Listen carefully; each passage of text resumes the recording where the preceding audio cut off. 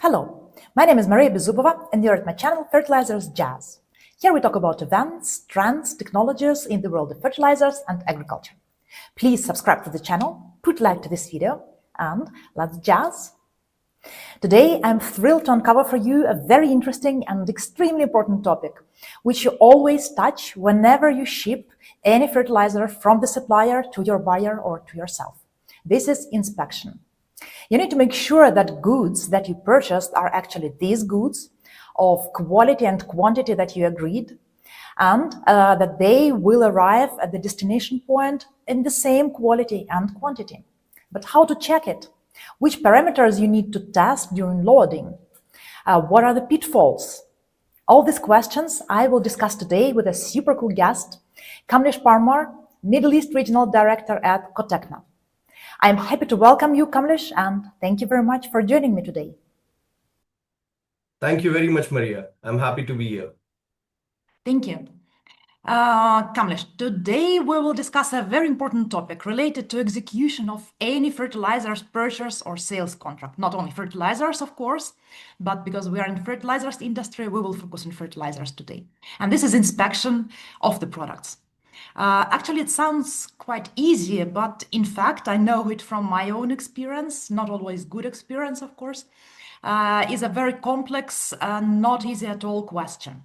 So usually the devil hides in the details, and the cost of mistake sometimes can be huge.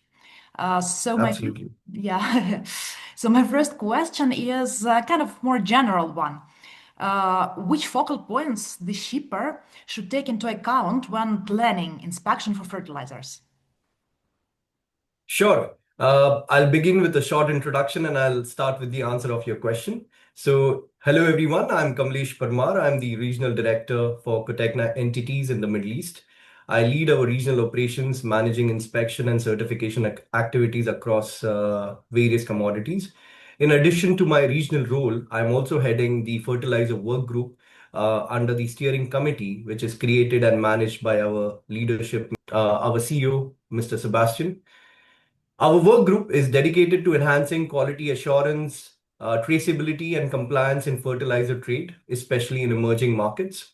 We collaborate with industry experts, regulators, and also client themselves to ensure that our inspection protocols meet the evolving needs of the sector, whether it is a bulk shipment or whether it is a commodities, containerized shipment, whether it is field inspection, whether it is lab testing, we cover all, and I'm looking forward to this discussion.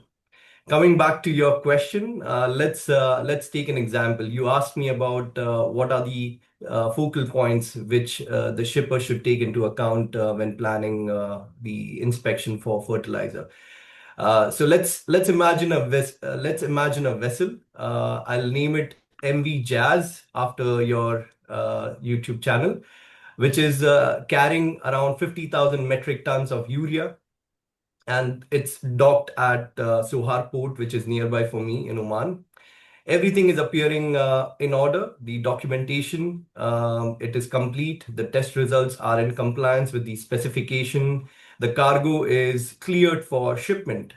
This urea is again destined for agricultural use in India, which we know is a very big market and has a lot of influence in overall fertilizer pricing globally. Now, this is again a critical input in the upcoming plantation, which is happening in the next couple of months. However, during the voyage, a minor oversight turned into a major issue. One of the hatch seal was not properly secured. So moisture slowly starts seeping inside, and by the time the vessel is reaching its destination, and it's going for a government tender. So the buyer is actually the government themselves, as we know that fertilizers like urea and everything in emerging markets are highly subsidized, and governments themselves are managing these commodities. Now, a large part of the cargo is already caked or clumped, rendering it unsuitable. Can we imagine the loss here? It would be running in hundreds of thousands of dollars. So if you ask me what is the most important factor which the shipper should be looking at, I think it is the vessel suitability and selection of a professional and reliable surveying company. Because as a part of pre-shipment inspection, all surveying companies should inspect the ship's hold to ensure that they are clean, they are dry, watertight, suitable for receiving fertilizer cargo. Now, some of the fertilizer cargo, like urea or ammonium nitrate, they are hygroscopic and they can easily absorb moisture, leading to caking, reduced nutrient availability, and even safety risk at times. So I think this is very important for shipper to ensure that the material is shipped in sound condition and ensuring, I think the other factor which would be important is also to ensure that the material has been tested in an ISO 17025 third-party accredited laboratory, which is in accordance with the applicable fertilizer standard. Some countries, if these are destined to certain countries like Saudi Arabia or Nigeria or Kenya, they require certain third-party verification under conformity program. So the shipper should be having complete idea as to what are the additional requirements apart from the local requirements. Thank you. Yeah, indeed, it sounds easy, but is very, very complex, and you need to be focused on so many details. You mentioned MV Jazz, 50, let's say, Panamax size of the vessel, which indeed is one of the sizes which we very actively use. However, also, if we talk about different region, for example, Mediterranean region, we mostly use smaller vessels, sometimes even as small as 3,000 tons. Is there any difference when we speak about inspection specifically of larger size vessel and smaller size vessel? What would be the focus points here? So, as you correctly mentioned, Panamax vessels are like they are huge, right? They are generally in a higher volume, up to 85,000 metric ton. And if you ask me, it is actually it's like auditing a floating warehouse. They have multiple holds, and you need to ensure that every hatch, every hold, every ton counts over there versus the small vessel, as you mentioned, these are like it could be a small ticket of 3,000, 5,000, 10,000 metric ton. And they are easier to monitor, I would say, as compared to the larger Panamax vessel. But there is a higher risk of contamination if you have split cargoes. For example, you might have two holds, one hold having NPK and the other hold having ammonium sulfate. So the urea, when it is being discharged, it might have the dust flakes from ammonium sulfate, which would result in contamination. So I think smaller vessels, contamination is a higher risk, but Panamax, I would say, continuous supervision. One inspector cannot manage this activity. You would need multiple inspectors for this purpose. There are multiple blind spots. It requires multi-point sampling. You need to have multiple hatches checked for integrity checks. So I think that's how we would separate both of them. I see, I see. I propose now to go more in depth of what we already mentioned of the process itself. So, can you please explain step by step how the ideal inspection process should look like, actually, from starting from choosing the right company, as you rightly mentioned, and the whole process. What should be done, and what should we as shippers or receivers not forget in that process? Sure. I think it's an interesting question, and I might take some time to answer it. You're asking me to give you the complete Bible of what we are Oh, doing, yes. and I'll try to so I'll try to be brief, but at the same time be very explanatory in terms of how to decide and also how to plan as well as conduct the whole operations. Now, global trade of fertilizer, if you ask me, is significant, We are looking at urea alone, which is having a production of more than 230 million metric ton, which is one of the highly traded commodity in fertilizer. And then you have a lot of other commodities like MAP, DAP, which is gaining traction in these days. So Gulf countries, Russia, China are some major producers, exporters, and countries like India, again China and Brazil, Ethiopia are among one of the world's largest importers of various fertilizers. So typically, an independent surveying company would conduct the inspection through multi-stage process. And I'll try to explain each step. Overall, there are 6 steps. So the first step is called as pre-shipment briefing and planning.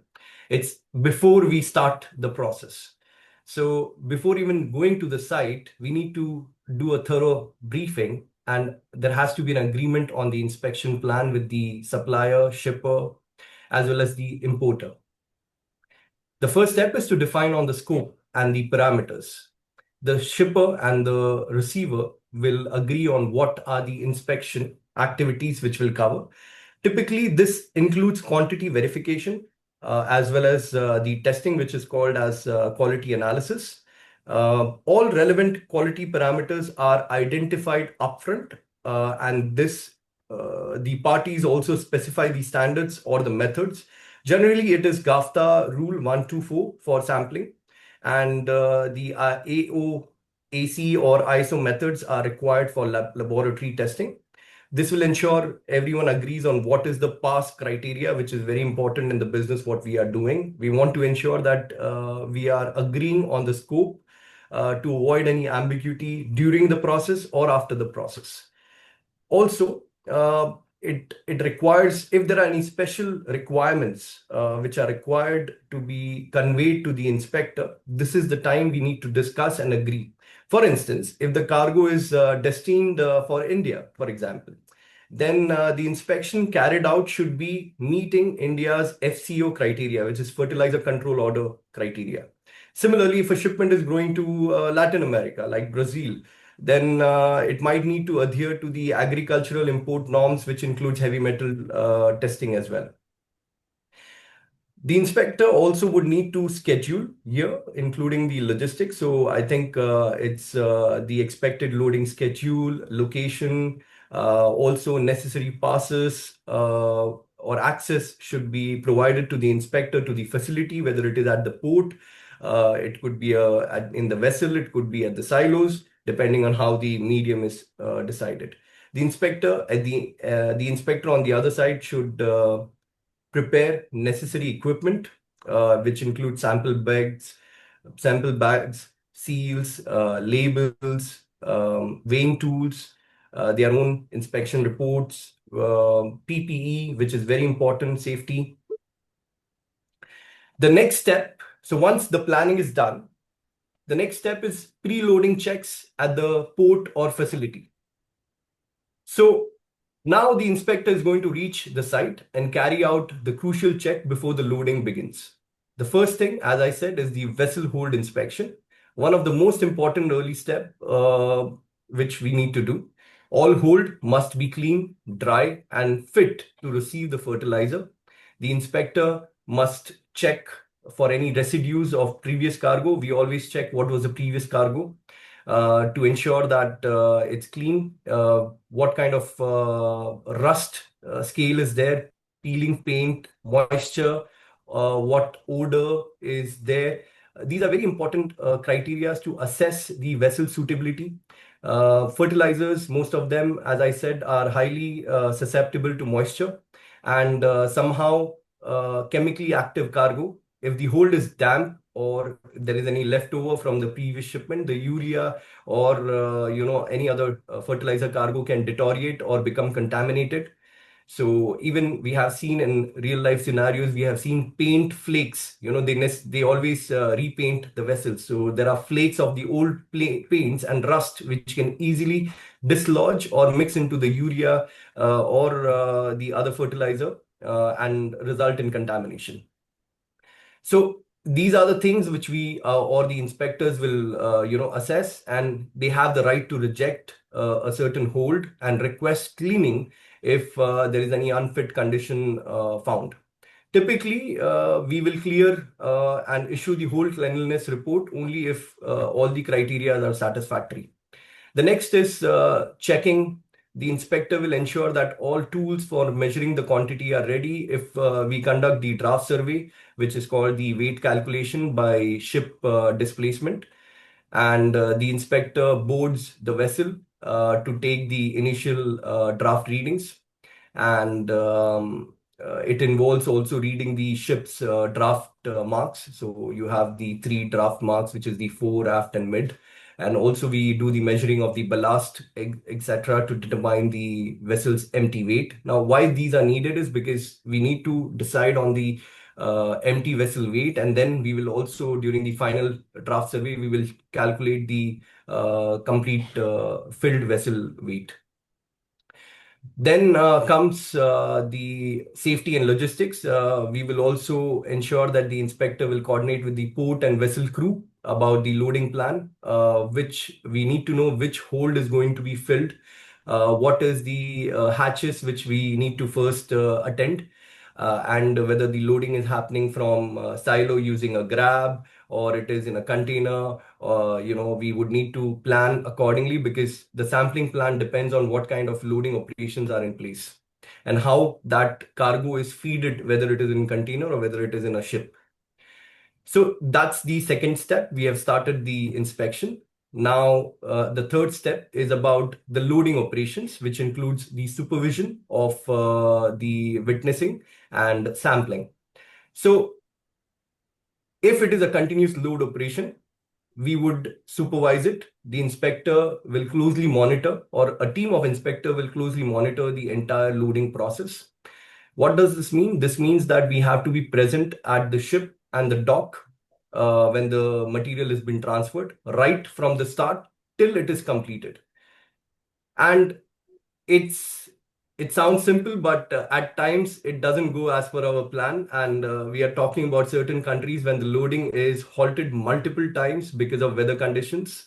And sometimes it can take up to more than 2 weeks to just complete the loading of one vessel. So the inspector will need to ensure that the flow of fertilizer and watches for any uniformity of the product, whether it is free flowing, whether it is, color discoloration is there, any dust is coming inside the cargo, foreign objects. So that all is visually checked, and we need to be always present when the loading is happening. We also check that during the loading, there is no external material which gets introduced. For example, if there are multiple handling equipments or debris which can fall, and visual condition of the cargo is well noted, any unusual operation will be noting, and we will be informing the shipper. And at the same time, we will be keeping our importer informed on a daily basis.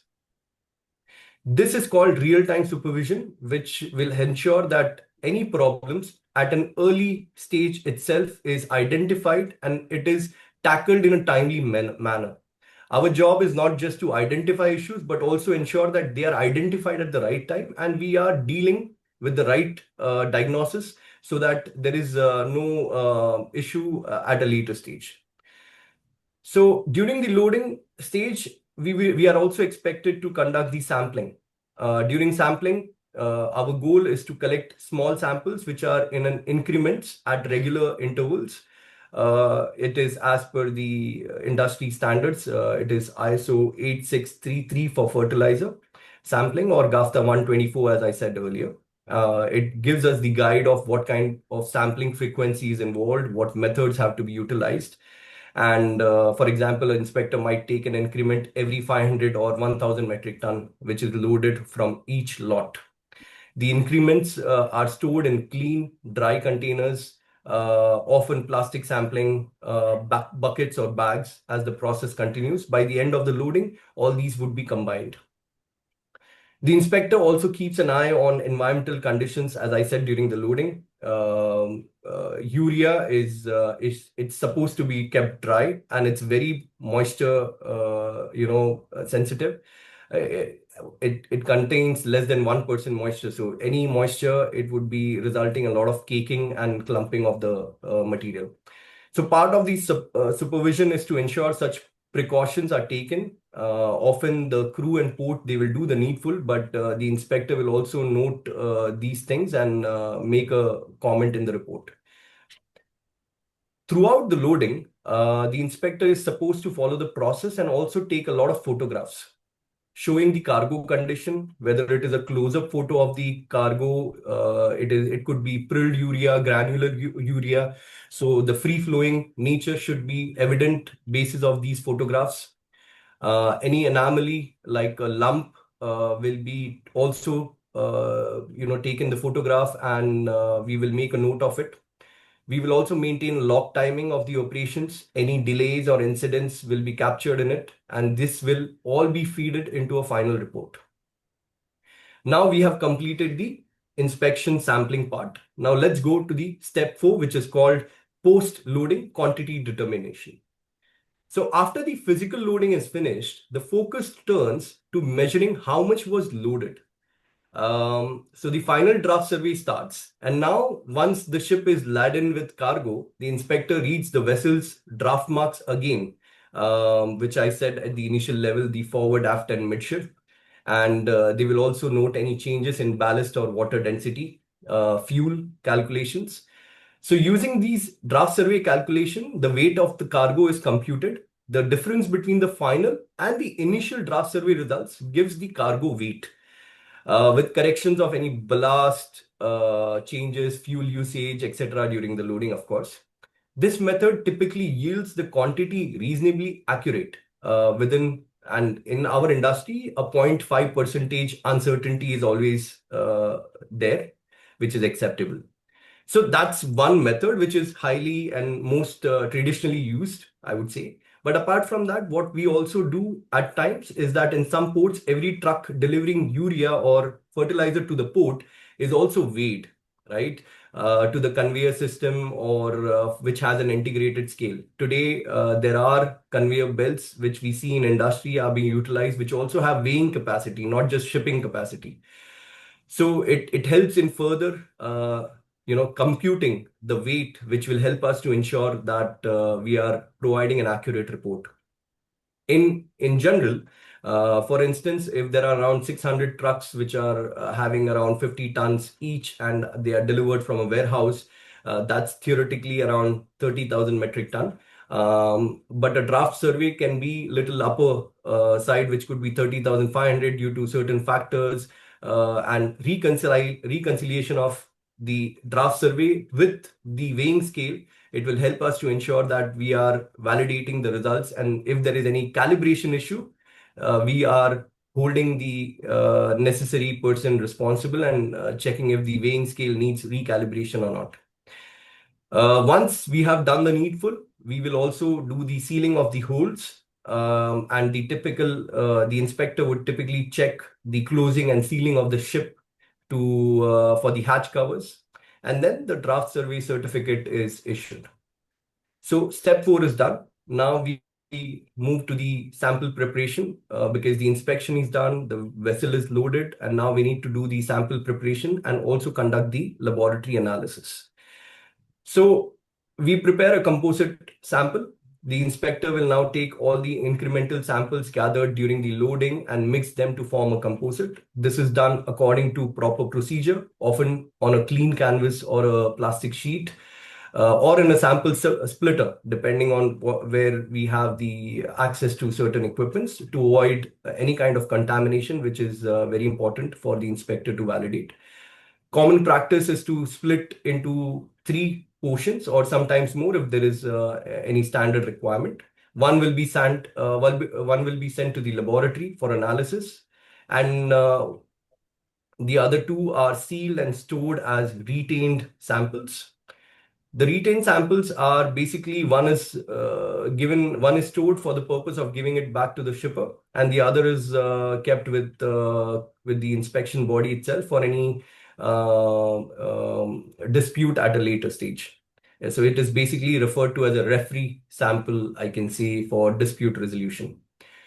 Each sample, which we have now sealed, would always have a proper labeling so that we are capturing all the information like what is the cargo, what is the commodity, basically, what is the ship it is shipped, what is the reference number, which we have our file reference number, and then we mention the seal number. So these are basically ensuring that there is proper traceability. Once the sample is packed, and then it goes to the laboratory where it conducts the analysis. As we know that in fertilizer, mostly urea would have 46% of nitrogen content, so that has to be validated. Even a single percentage of up and down, it would cause a lot of deviation in the overall product usage, moisture content, burette levels, particle size distribution, the color, contaminants. So these are basically what we check in the laboratory analysis. And they are always conducted in an ISO 17025 laboratory to ensure that these are accredited and they are as per the GAFTA rules. Step 6 is reporting and certification, which is the final step. So everything is now conducted, and all we need to do is that we have to compile our findings into an official document. And this will serve as the final documentation for the whole process. Both the shipper and the receiver rely on the certificates as an impartial record. For shipper, a clean report means that they have fulfilled their obligation and can confidently proceed with the shipping or the sale or the contract. For receiver, this report is an assurance that what they are getting is what they have asked for, and it will also ensure that the logistics is going as per the plan, the sale goes as per the planning for distribution or storage.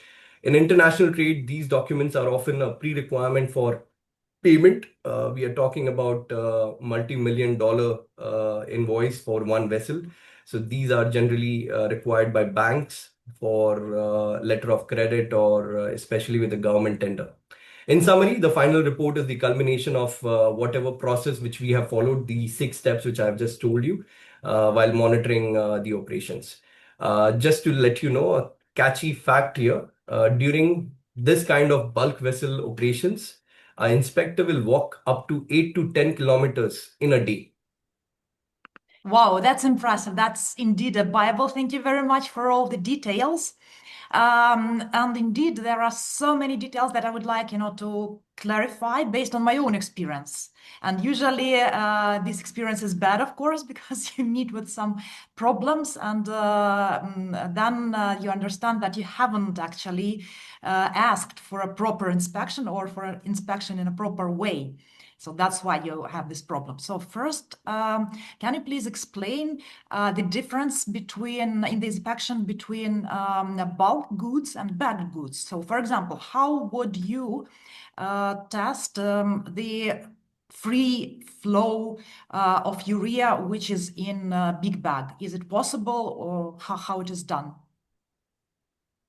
So interesting. Bagged goods is different as compared to the bulk vessels. Bagged goods are generally they are shipped in a containerized method. Mostly they are shipped using containers we have seen and experienced in the trade. The inspection method, if you ask me, is very simple and straightforward. It includes tallying, which is like counting the bags which are used using tally sheets, and sometimes they are manually counted, or sometimes it could be a barcode scanning, depending on what kind of infrastructure both the supplier and the inspection company has. It could be a random weighing at times where I'm inspecting the cargo and I'm counting the bags and I can do the random weighing, or it could be 100% weighing. depending on buyer to buyer. Generally, it is random weighing, but for certain buyers, when they are in a small ticket size and they are starting new business, it's a new trader or it's a new seller, they go with 100% weighing. For full, we further use the weigh bridge to cross-check the total weight of the consignment versus the declared weight. In terms of quality, I think we are also not only checking the product quality, but we also check the bag quality. When I say bag quality, it is important for us to validate, whether the stitching of the bag is proper, visually, whether it is having the necessary labeling, marking as per the contract or as per the country requirements, which are in the contract. Free flow check, as you mentioned, very important. A bag is also susceptible to moisture and it is easily can have any kind of clumping. So we are ensuring by doing a free flow check, we use certain equipments to validate this. And it's basically to utilize the bags and the equipments to check whether the free flow is coming. And it's all done visually by the inspector to check for any damage or clumping, labeling errors, or foreign material, foreign matter in the bags. I'll give you an example. Last year, we had a operation in North Africa, in one of the country in North Africa, where we were conducting inspection. This was for urea, but it was in bag, and it was roughly around 1,000 metric ton of cargo. So when we started with the inspection, we were doing random weighing. And during random weighing, we saw that the bag weight is not exactly 50 kg, which was declared. It was rounding off to around 49 kg. What we did, we started increasing the number of samples now, because as it is not complying, we keep on improving our sampling criteria.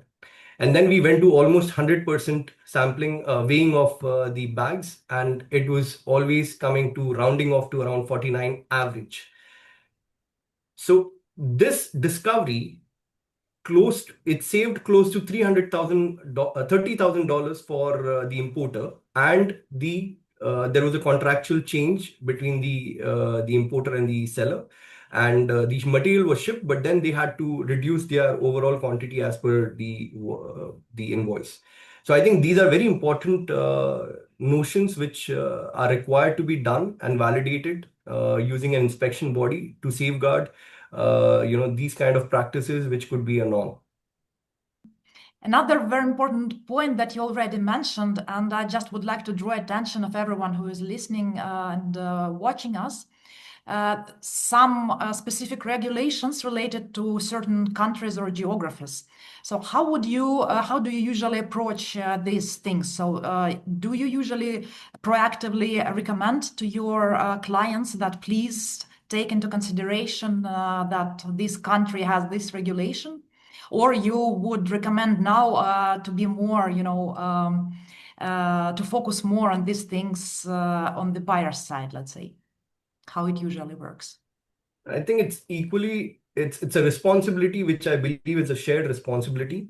And as a shipper, you should be aware of what are the trading requirements for the buyer. And at the end of the day, the buyer should also be stipulating all his requirements in the contract so that there are no last minute surprises.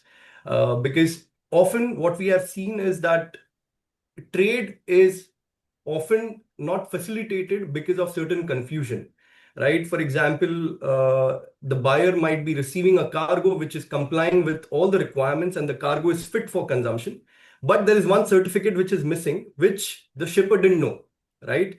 And it is a very simple thing. It's a very silly thing to complete. It's not even cost. There is no reason for them not to do it, but they missed out.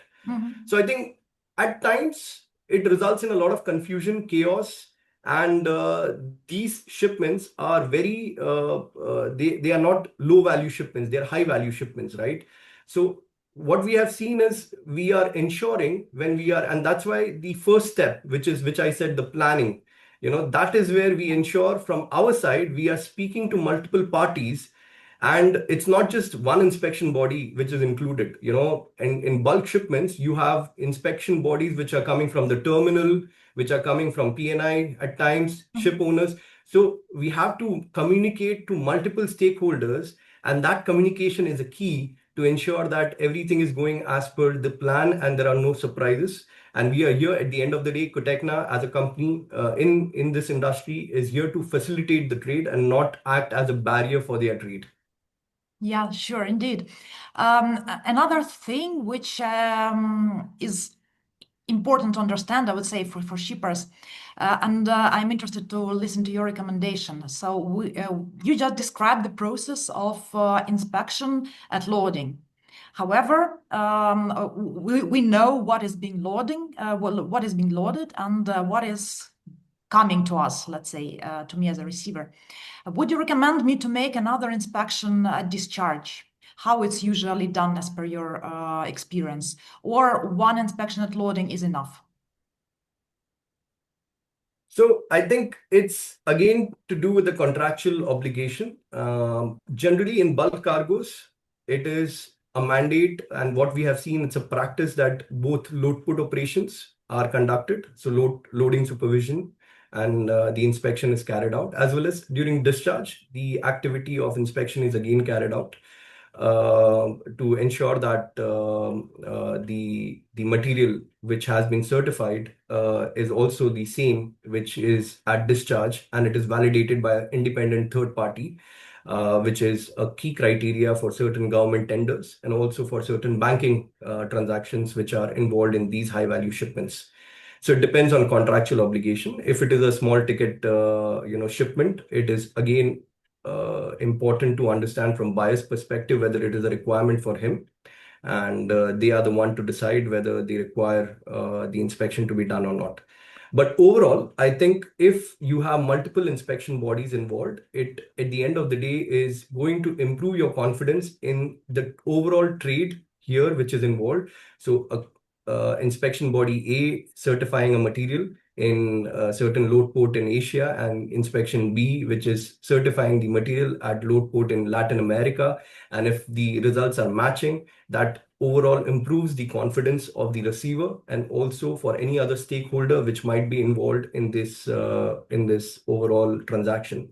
Let's understand that it's not just the buyer, which is a trading community which can be involved, but there are a lot of governments which are involved in fertilizer commodity at a global level, and you have a lot of other stakeholders which are also important in this transaction. Right, yeah, definitely right.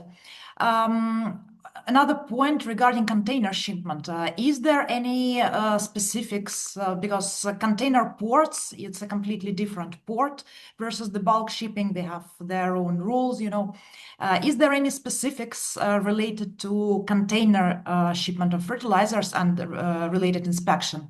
Or it's exactly the same, like you ship bagged product in a bulk vessel? So it's container shipment is similar to what I've said. These are either jumbo bags, which are in a container, or it could be a 50 kg or a 20 kg bag, depending on whatever is the contractual obligation. What we do is we do the witnessing of the stuffing of the container, which includes bag count verification through tallying. We do the sealing of the container, the visual inspection of the bags, the sampling of for checking the moisture, free flow, contamination, and also ensuring that we are sealing so that at the receiver port, when they receive the container, they know that this is already inspected by a third party who is not a part of the trade. Often to ensure that it is an unbiased or an impartial inspection process. At destination, at times, again, inspection is carried out by a representative who is appointed by the buyer or the shipper also, and they do the recounting and the weighing, random weighing, and they do random bag opening. They do also the quality checks, which we have conducted. So this is similar to what I've explained before. I see. Okay, thank you. And as an inspection company, which type of cargo the inspection company hates the most to deal with, and why is that? If we're talking about fertilizers, of course. So if you ask any inspector today, they will tell you that most of the fertilizers they are hygroscopic, right? So you have urea and then MAP and then DAP. They are very tricky. Because why? Because they are prone to clumping, caking. They are sensitive to humidity. I am based in Gulf. I'm based out of Dubai. We have a lot of humidity, and often because of humidity, the loading is halted, depending on what are the weather climatic conditions. So that's the answer to it. But I think also the product ammonium nitrate is it's very risky product. It's have an exclusive risk attached to it, and it requires stringent compliance. We have a classic example, which is in Beirut in 2020. Close to 3,000 metric ton of ammonium nitrate. It actually highlights how dangerous mishandling can be, right? So I think inspectors, they hate this, and any tiny lapses from our part can be catastrophic. Yes, fully agree with you, and we need to be so focused on what we do with especially ammonium nitrate. And recently, for example, in Ukraine, because of the war, ports are not eligible to import ammonium nitrate anymore. So yeah, it is really a very important thing to work with. Thank you very much for this very interesting and practical discussion. And I would like to finalize it with a couple of, more personal kind of blitz questions that will introduce you more to our viewers. And my first question would be this. After many years that you have spent in the inspection business, what is that still surprises and inspires you indeed? So if you ask me what surprised me when I started and I was made aware of certain things, it was one thing was in the last century, if you see, the human population, it grew in a very robust manner. Now we are kind of stagnant, but when you look back at 50 years, the human population, the way it increased and it populated, the factor which contributed to that was because of the invention of ammonia and how fertilizers were created. Yeah, that So is true. because of the accessibility of fertilizer, the population grew because of the availability of food, fresh produce, and everything. So I think that was something as a concept which was amazing, and it surprised me when I got to know. And today, more than half of the world population is eating what is grown using a fertilizer. So that is again an amazing fact, and we are contributing somewhere to that journey. Thank you. Indeed, very true. My second question is if you can bust one myth about inspection, what would it be? So often in my business, what happens is when we deal with certain clients, Maria, and when we go to them and we say, okay, you need to conduct the inspection and all. For them, inspection is nothing but it's a paperwork, right? Because they believe that it's not, some of them, I'm not saying most of them, but some of them are having that kind of mentality where they think it's a paperwork and it's just ticking some boxes. So I think it's not a myth. What I've explained today is preventing $1 million losses and food security issues on a larger scale. Sure. Yes. Thank you so much. And my final question would be this. How would you explain, for example, to your grandma, what is your job as a director at the inspection company? So I have Grandma Maria in front of me. So imagine Middle East as a big, busy kitchen, right? And I'm the head cook in this kitchen. My job is to make sure that all the ingredients, whether it is our team, it is our offices in multiple other countries, including our clients, they're all fresh, they're all measured, they're all mixed in a right way so that the final dish, which is our business at the end of the day, it comes out tasty, warm, and on time. And when I do that, sometimes I'm also stopping the kids, which are our competitors, from sneaking inside our kitchen and stealing our food. At the end of the day, if the family which is our client, are enjoying the meal and they are paying also on time, then I think I'm doing my job right. Great one. Thank you so much, Kamlesh. It was a very insightful and, as I said, very practical discussion. I'm sure many viewers will be asking questions to you. So I will leave all your credentials here in this video so that they can contact you. Thank you again, and I wish you and Cotecna a lot of success, a lot of good clients, a lot of good contracts, a lot of as small amounts of bad inspections as possible.